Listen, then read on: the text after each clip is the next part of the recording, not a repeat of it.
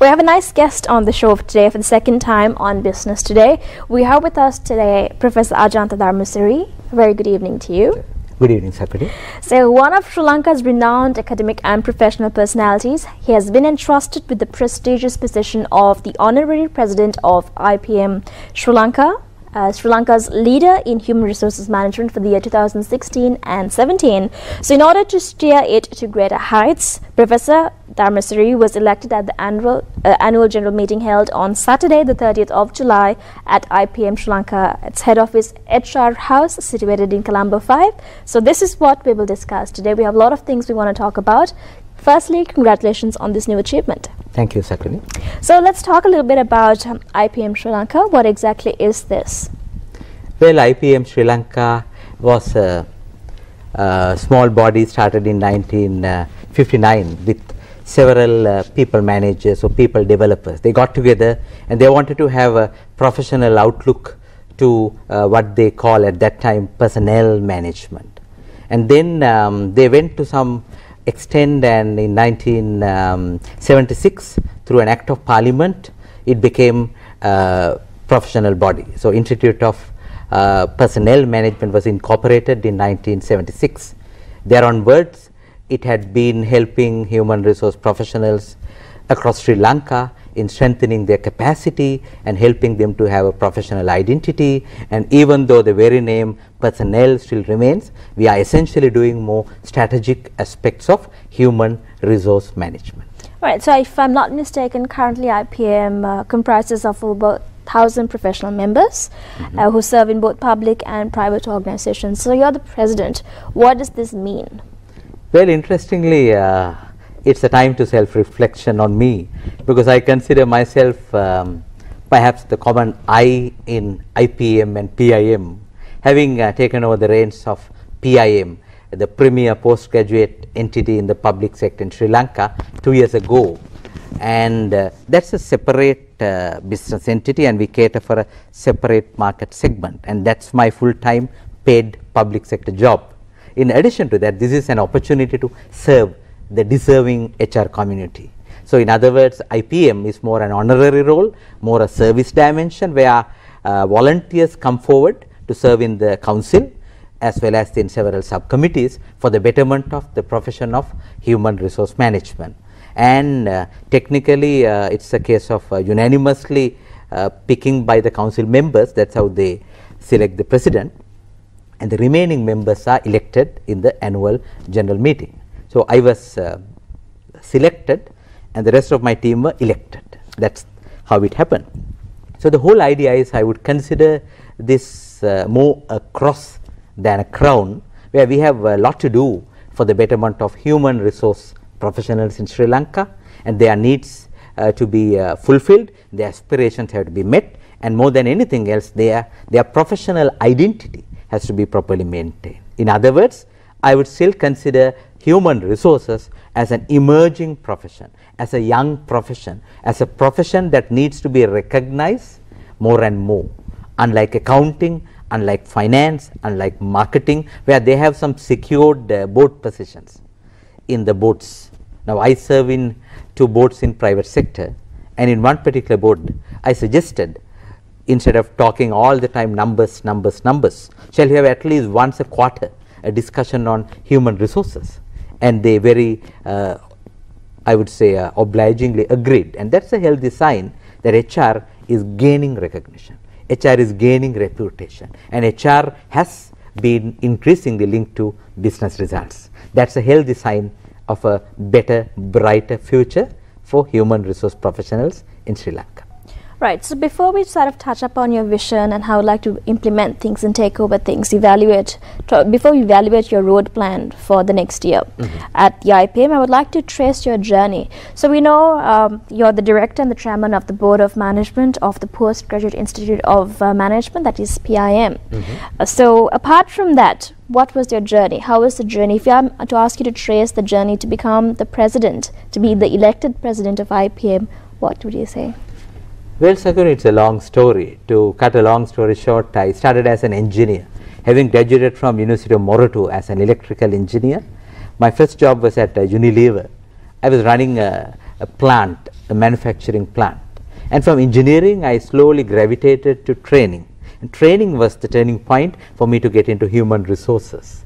And now, having looked back, I consider myself as someone who has transitioned from being an engineer of electrical to an engineer of hearts and minds. I give shockwaves to people occasionally. So in simple terms, it's challenging human potential and developing human potential. And my simple contribution to HR, I call it a 7G framework, starting with the goal, and then get the right talent, grow the right talent, give them the right remuneration, and ensuring they are glued to the organization, and let them glow, and ensure proper guarding is there. It's all about managing talent, managing human resources for the betterment of any organization. Right. So it sounds absolutely great. I would like to ask you to review some of the initiations, some of the initiatives you've implemented the past few years at PIM, the Postgraduate Institute of Management.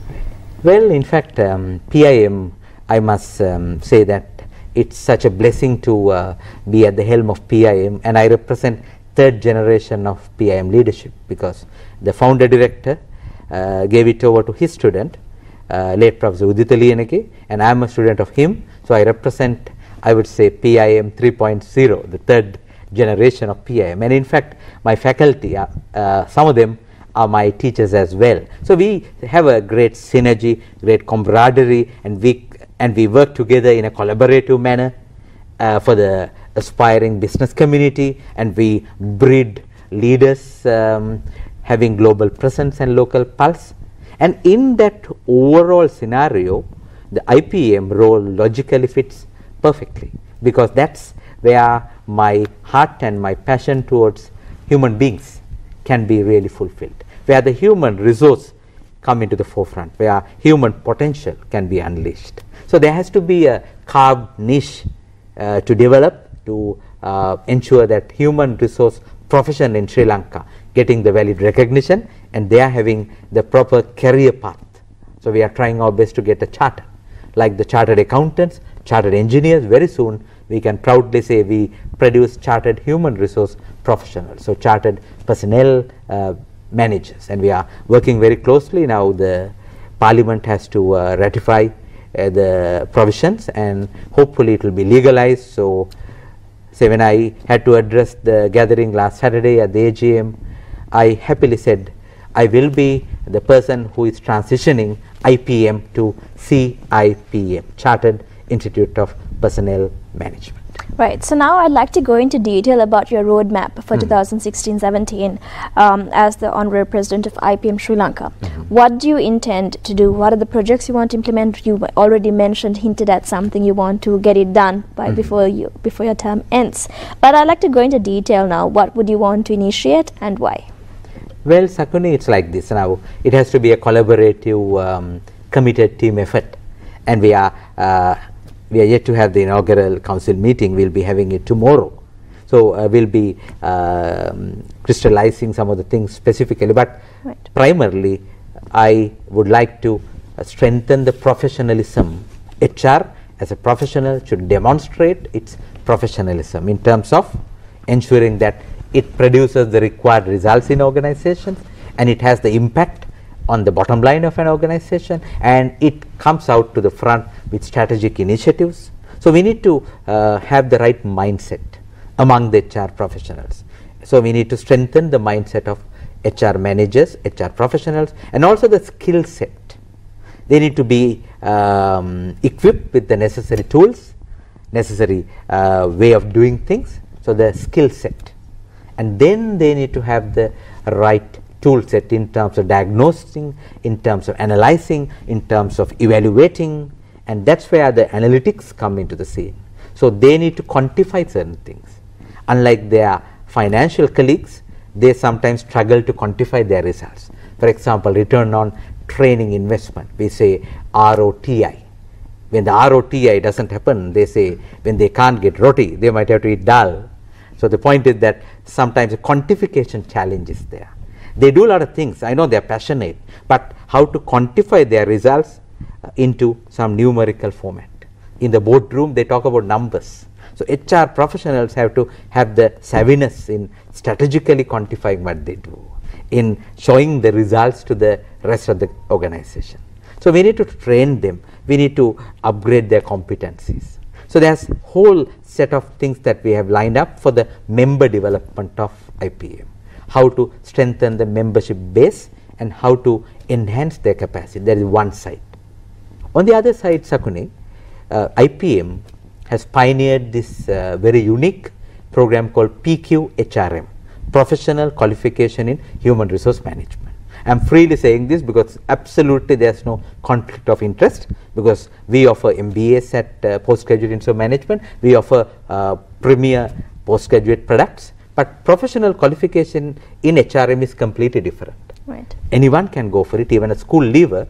There are certain layers, there are certain levels that you need to cross, where you can get the hands-on expertise on human resource management. So on one side, they are strengthening the knowledge dimension of HR professionals by offering some user-friendly, job-oriented, cutting-edge study programs. There is the business school arm. On the other hand, the membership arm. So twin arms that they are working on. In addition to that, influencing the government policy decisions with regard to human resources and working closely with the government bodies like National Human Resources Council, where there are human resource related policies being made, and then being the premier national body of human resource management, nation's leader in HRM, how to contribute to those national policies. Those are some of the things in agenda. In fact, we are working on several core priority areas, and then in each area we would have key deliverables, and we will work on it. But I personally believe under promise and over deliver rather than over promise and under deliver. So it's a good message to leave with the audience. So you also served as the adjunct professor in International Human Resources Management at the Price College of Business, University of Oklahoma, USA, and have over 2 years of decades of experience in both the private as well as the public sector, working in diverse environments, including Unilever and Nestle. But is it true that HR is not limited to companies? Is it true that HR could be applied to individuals as well? Absolutely, Sakuni. Now, I would say HR is applicable to individuals, institutions, and international level as well. As say, for example, you can have HR for life. And I ran a program for IPM in Kandy, Kurunegala, and Galle called HR for Life. So, in other words, you can implement some of the primary fundamental HR practices in your home front. And when I had the HRM for Life program in Kandy, someone jokingly asked, how about HRM for wife? So it's essentially for family as well, and how you build relationships, how you maintain relationships, how you respect each other, and have you work together. I mean, family is the smallest social unit, so that team at home versus team at work, so you can have perfect harmony. So that's the individual level. Then you go to the institutional level. You can strengthen HR by having the right talent and engaging right talent and utilizing right talent and producing right results through the talents. And when we go to the international arena, that's where I love to teach international HRM at Price College. And when I first went as a Fulbright postdoctoral fellow, the Professor Mark Schaffman, who is the head of the section, said, well, Ajanta, we had a very interesting international HRM lecturer. He was doing an okay job and he got good ratings, but we had a problem. He had never traveled outside Oklahoma State, but he was teaching international HR. So then he was very much willing to get someone from Asia, bringing in that cross-cultural perspective. So that's where I had that opportunity.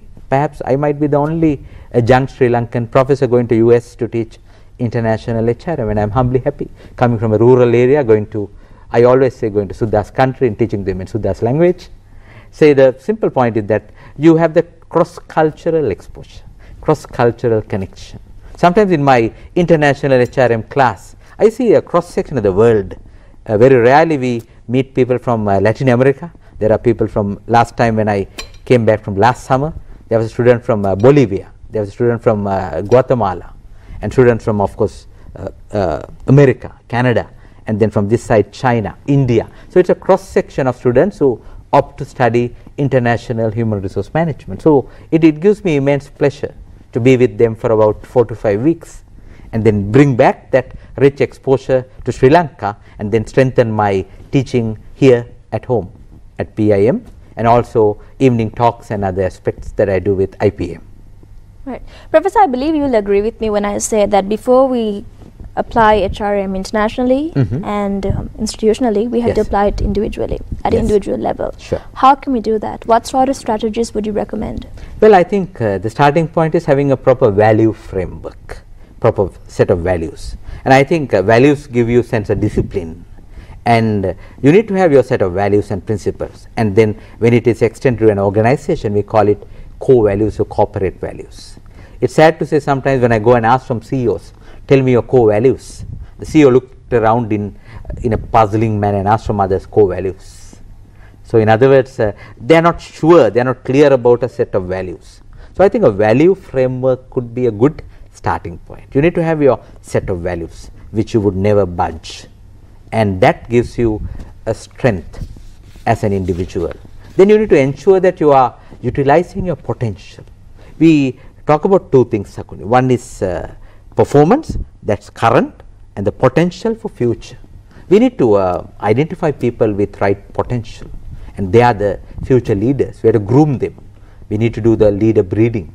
So starting from individual, then to the institutional level. You need to spot talent, and then you need to engage them, and you need to do the needful with proper environment. Creating the right ambience, right environment where people thrive, people succeed also is important. Right. That's why we say creating the right conducive climate, conducive culture where people enjoy what they do. When they have fun in what they do, they say fun is fundamental for success. When they enjoy what they do, they are happy, they are satisfied, and they perform the right job. Happiness leads to success. Right. So Professor, the reason we bring personalities here is so that they can throw out some of their experiences, some of the advice to the general public, especially those people who are not involved professionally, those people who are not involved academically. So a message you would like to give out to the public. I want to talk about your personal life now. You have engaged in extensive consultancies in more than 15 countries, which includes Africa, Asia, Middle East, and served in boards of National Institute of Management, Business Management, SoftLogic PLC, and the list just goes on. So it gets a bit tiring, gets a bit busy. What's the first question is, how has your experience been? How do you manage yourself? Well, it's an ongoing challenge, I would say. And my wife is a pillar of strength. And she being my soulmate, not S-O-L-E, but S-O-U-L, soulmate. And she has been of immense support for me. And I have 2 young kids. I have a daughter who is 18 and my son is 13. Now both are teenagers. In terms of management point of view, my daughter is a millennial, that is Generation Y, and my son is Generation Z, the newest generation. So managing the home front, being a caring husband and a devoted father, sometimes playing those two roles has been a huge challenge for me, to have the role balance, role clarity. At the same time, playing the other roles as a teacher, trainer, leader, and a policy maker. So I would say sometimes it's a struggle between 3 dimensions. You as a person, you as a professional, you as a professor sometimes. And I remember when you have to fly to do consultancy assignments, sometimes the stress that you have to undergo, the pressure that you have to go through, sometimes the jet lag that you are bringing back. And there were times where I landed in Sri Lanka in the morning, having traveled about 24 hours coming from US, and the same day evening I had to do lectures at PIM. So this has been part and parcel of my life. So I would say for me the key word is harmony. Having the proper spiritual value set, and to give some quality time to be with your soul, I mean to nourish your soul, then you get that inner spiritual power, and that spiritual power propels you to do something a bit more than what you can typically do. So it enhances your potential. With the proper value framework, what is seemed impossible can be made possible. Right. Professor, thank you for that answer. But now my next question is a bit different. How many hours a day do you think you work? Well, that's a tough question. It depends on day by day. Usually I put about 12 hours of work. I go to office around 8:30 and we have a long day till 8:30 in the evening because our real teaching life begins at 5:30. 5:30 to 8:30 lectures at PIM because PIM is famous for catering for part-time courses for working managers. For example, our car park is car park is completely empty during the day, and during it was say like 5 o'clock it gets really full, the 300 cars fully packed. So then we have to cater for them and we work till 8:30. And there were many a times my son used to ask, can't you come like other dads home around 5, 6? And I found it difficult to explain to my kid that our working pattern is different and we are catering for a different business model because we cater for people who prefer evening learning. And on top of that, when IPM has council meetings, other subcommittee meetings, those also take my time. So essentially I would say I spend about 12 to 13 hours, but I try my best to ensure at least 6 to 6.5 hours of quality sleep. When I hear disturbing news about people who lack their sleep, who neglect their sleep and who suffer a lot, so sleep is a critical component. So however much the challenging work pressure I have, I make sure that I take quality time to sleep. Right. So, Professor, my understanding is that you're shuttling between so many different sectors, so many different kind of job roles. Yeah. From the private sector, you move to the public sector, yes, and so on and so forth. And also, you're sort of juggling between teaching, researching, consultancy, and sort of investing a lot of time in sort of coming up with new strategies for the future. So, you need to sort of organize yourself pretty well. How do you organize yourself? What are the tools that you use? Well, it's a challenge, Sakuni, I would say. I don't say it's a perfect match or a perfect process that I'm having. I'm struggling sometimes. And I consider myself as a learner, as a lifelong learner. So that you learn from your past. You rectify certain things, you modify certain things, and you move forward. All what I am trying to do is every day to have role balance and role prominence. Say, for each role to allocate some priority time, to have the role as a leader, to have a role as a teacher, to have a role as a parent, role as a husband. So to have role prominence, due recognition for each role, and then role related priorities and role related time allocation. And then when you have such a harmony, you won't miss out in any front. Even if you have an imbalance during, for example, during a busy working day that you tend to spend less time with your family, and then you catch it up on a Sunday where that's your recharging day. So Sunday you don't take any work assignment, you spend time with your family. So whatever you have missed out during the weekday, you catch it up on a Sunday. So you can have that sort of recharging and that sort of balancing. So throughout the 7-day week, you try yourself to balance, so that you have done justice to each role that you play. Right. So, Professor, this is the question that was just posted on our Facebook page, which is Business Today. Sure. So, a viewer has wanted to know the answer to this question. What are some of the software tools or software programs you would recommend for a good HR, a person who's following HR? What are some of the good software programs you could recommend to organize themselves, that is? I would not give any commercial publicity to some branded programs. What I would say is that what had worked well for me is that being brilliant on basics.